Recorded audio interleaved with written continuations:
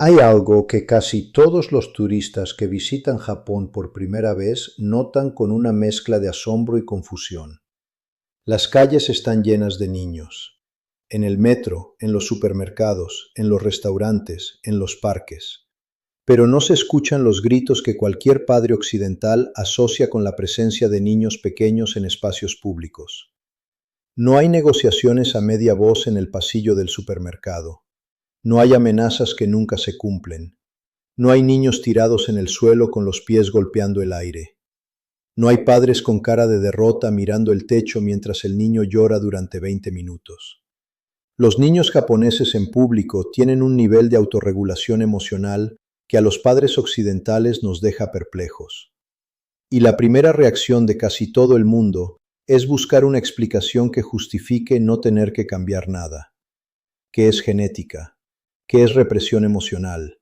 Que los niños japoneses en realidad sufren pero no lo expresan. Que es cultura imposible de replicar fuera de Japón. Nada de eso es correcto. Y hoy voy a explicarte qué está pasando realmente, qué dice la neurociencia del desarrollo sobre por qué funciona, y 4 prácticas concretas que puedes empezar a aplicar esta semana en casa, independientemente de la edad que tenga tu hijo y del punto en que estéis ahora mismo. Me llamo Marcos Aldana. Llevo años estudiando la neurociencia del desarrollo infantil y las prácticas de crianza de diferentes culturas desde la perspectiva de lo que la ciencia del cerebro confirma que funciona. Y si hay una cultura cuyas prácticas de crianza están más alineadas con lo que la neurociencia moderna sabe sobre el desarrollo emocional de los niños, es Japón. Pero antes de hablar de lo que los japoneses hacen, necesito explicarte algo sobre las rabietas que muy pocos padres conocen y que cambia completamente cómo las interpretas y cómo respondes a ellas. Las rabietas no son manipulación, no son mal comportamiento. No son señal de que estás haciendo algo terriblemente mal como padre. Son el resultado completamente predecible e inevitable de un cerebro que todavía no ha completado su desarrollo. El córtex prefrontal, que es la parte del cerebro responsable de la regulación emocional, del control de impulsos, de la capacidad de esperar, de entender las consecuencias de las propias acciones, no está completamente desarrollado hasta los 25 años. En los primeros 3 años de vida, está prácticamente no funcional como regulador emocional. Existe anatómicamente, pero las conexiones neuronales que lo convierten en el centro de control ejecutivo del cerebro no se han formado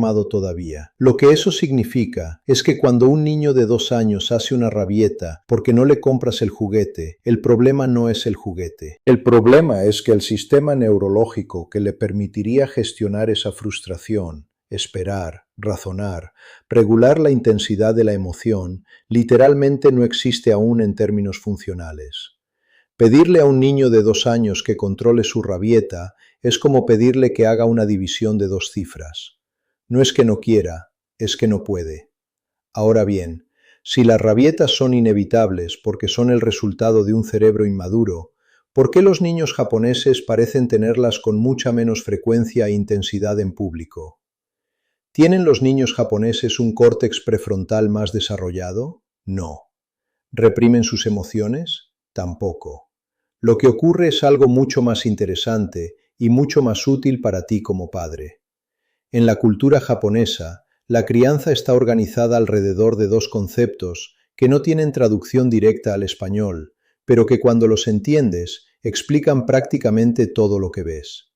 El primero se llama amae. Es una palabra japonesa que describe una relación de dependencia confortante y completamente aceptada entre el niño y sus padres. El amae es la certeza absoluta del niño de que el amor de sus padres no está en riesgo bajo ninguna circunstancia, que no tiene que ganárselo, que no tiene que demostrarlo, que no tiene que testar los límites para verificar si sigue ahí. El amor está ahí, siempre, sin condiciones, sin negociación. Esto puede sonar como lo que hace cualquier padre que ama a su hijo, pero hay una diferencia crucial en cómo se comunica esa certeza. En la crianza occidental contemporánea, hay una tendencia a usar el afecto como herramienta de regulación del comportamiento de manera inconsciente. Si te portas bien, te doy un abrazo. Mamá se pone triste cuando haces eso. Si sigues así, no te voy a querer. Ningún padre lo dice exactamente así, pero el mensaje implícito de que el afecto y la aprobación están conectados al comportamiento crea exactamente la inseguridad opuesta a la MAE. El niño que no tiene certeza absoluta del amor de sus padres necesita testarlo constantemente. La rabieta es a menudo una forma de testar ese amor. ¿Seguirás aquí cuando sea imposible? ¿Seguirás queriéndome cuando sea lo peor? El niño japonés no necesita hacer esa pregunta porque ya sabe la respuesta. El segundo concepto es gambaru, que se puede traducir aproximadamente como perseverar con esfuerzo ante la dificultad. Desde muy pequeños, los niños japoneses aprenden que la frustración es una parte normal y esperada de la vida y del aprendizaje, que intentar algo difícil y no conseguirlo es parte del proceso, que la dificultad no es una señal de alarma que hay que eliminar inmediatamente, es una señal de que estás creciendo.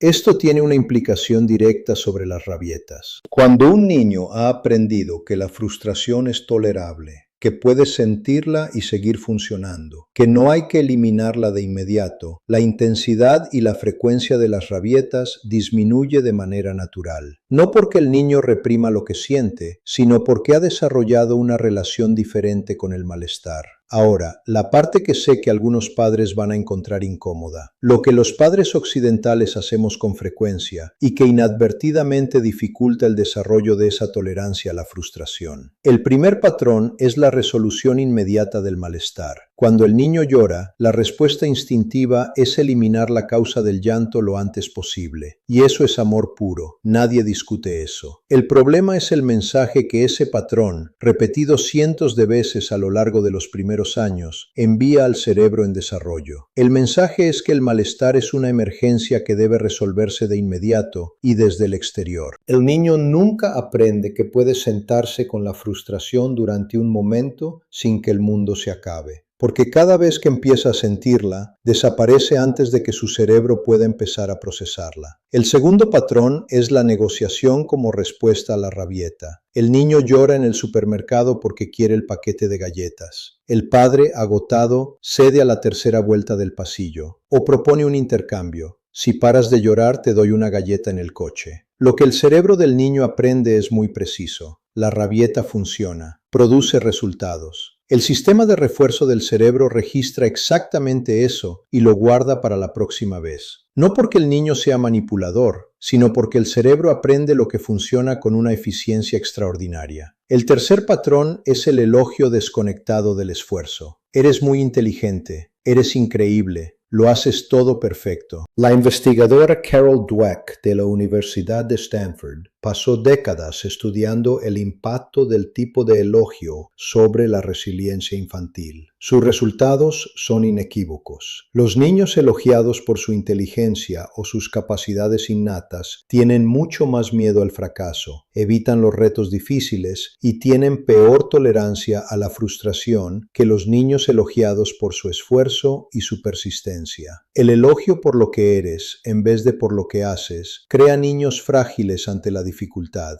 y la dificultad, como sabe cualquier padre, es parte fundamental de la infancia. Ahora las 4 prácticas concretas, las que puedes empezar a aplicar esta semana. La primera se inspira en el concepto japonés de ma, que significa literalmente espacio o pausa. En la cultura japonesa, el silencio y la pausa son comunicación activa, no ausencia de comunicación. Cuando un niño japonés empieza a entrar en modo de frustración, el padre hace algo que los padres occidentales casi nunca hacen. Para. Respira. Crea un momento de silencio antes de responder. Ese silencio hace 2 cosas al mismo tiempo. Le da al padre el espacio para no responder desde la activación emocional propia, que es cuando decimos cosas que no queremos decir y tomamos decisiones que luego no sostenemos. Y le muestra al niño, de manera no verbal, que la situación no es una emergencia, que hay espacio, que la frustración no requiere una respuesta caótica e inmediata. Prueba esto la próxima vez que tu hijo empiece una rabieta. Antes de decir nada, antes de actuar, toma 3 respiraciones lentas. Son 15 segundos. En esos 15 segundos tu sistema nervioso baja de la activación de alarma a un estado donde puedes tomar decisiones conscientes. y tu hijo observa que su estado emocional intenso no desestabiliza al adulto que está con él. Eso en sí mismo es regulador. La segunda práctica es nombrar la emoción sin resolver el problema. Cuando el niño llora porque no puede tener lo que quiere, la respuesta japonesa no es dar lo que quiere, ni es pedirle que pare de llorar. Es decir, con calma y sin drama: estás frustrado porque no puedes tener las galletas. Entiendo que eso es difícil. Esto tiene un nombre en la neurociencia del desarrollo. Se llama corregulación y tiene efectos medibles sobre el desarrollo del córtex prefrontal. Cuando un adulto nombra la emoción de un niño, activa las áreas del cerebro que procesan las emociones de manera consciente, en lugar de las que las generan de manera automática. Con el tiempo y con suficientes repeticiones de este proceso, el niño empieza a poder hacer ese nombramiento por sí solo. Y el nombramiento interno de la emoción es exactamente lo que permite regularla. Lo que no hace esta práctica es resolver el problema, ni hacer que el niño pare de llorar inmediatamente. El niño puede seguir frustrado y expresarlo. La diferencia es se siente acompañado en esa emoción, en lugar de ignorado o presionado a pararla. La tercera práctica es dejar que el niño intente antes de intervenir. En Japón existe un concepto educativo llamado Shudan Seikatsu, que se puede traducir como vida en comunidad o vida en grupo. Desde muy pequeños, los niños japoneses aprenden que forman parte de un grupo y que tienen responsabilidades dentro de ese grupo. Y los adultos tienen una tolerancia muy superior a la occidental para dejar que el niño intente, luche, se frustre y encuentre la solución por sí mismo antes de intervenir. En términos prácticos para la crianza cotidiana, esto significa reducir la velocidad a la que intervenes cuando tu hijo está intentando algo difícil. Si está intentando ponerse los zapatos y está tardando y empezando a frustrarse, en lugar de ponérselos tú para acabar antes, espera. Si está intentando montar un juguete y no le sale, espera antes de ayudar. Ofrece apoyo verbal. Lo estás intentando muy bien, sigue, pero no resuelvas el problema que el niño puede resolver con un poco más de tiempo y esfuerzo. Cada vez que el niño supera una dificultad por sí solo, su cerebro registra una información fundamental. Puedo con esto. La frustración no es el final. Puedo seguir intentándolo. Esa información acumulada es el músculo de la resiliencia que hace que las rabietas sean menos intensas y menos frecuentes con el tiempo. La cuarta práctica es la consistencia en los límites sin negociación. Y aquí es donde muchos padres occidentales tienen la reacción más intensa porque vivimos en una cultura que valora la negociación y el consenso, incluso en la relación con los niños pequeños. Los límites en la crianza japonesa son claros y consistentes, no porque los padres japoneses sean autoritarios o fríos, sino porque la previsibilidad y la consistencia son dos de los ingredientes más importantes del desarrollo emocional seguro de un niño. Cuando el límite es siempre el mismo, cuando el no de hoy es el mismo no de mañana y de la semana que viene, el niño deja de testar el límite, no porque haya sido sometido, sino porque ha aprendido que el límite es real y estable, y los límites reales y estables crean seguridad, no represión. Cuando el límite cambia dependiendo del agotamiento del padre, del contexto, de si hay visitas en casa o de si el niño llora suficientemente fuerte, el niño aprende que el límite es negociable. Y un límite negociable requiere ser testado constantemente para saber dónde está hoy. Quiero terminar con algo que me parece la parte más importante de todo lo que hemos hablado hoy. La diferencia entre dejar que el niño navegue la frustración y ignorar al niño no está en lo que haces, está en cómo estás presente mientras no intervienes. Puedes estar completamente presente, atento, calmado, disponible, y aún así no resolver el problema que está causando la frustración de tu hijo. Puedes decir, estoy aquí, te veo, sé que es difícil, sin decir, vamos a solucionarlo ahora mismo. El niño que aprende que sus padres están presentes y calmados durante sus momentos más difíciles, aprende algo que ningún juguete, ninguna negociación y ningún para de llorar puede enseñarle. Aprende que las emociones difíciles son navegables, que la frustración no es una emergencia, que él puede con esto. Eso es exactamente lo que los niños japoneses aprenden.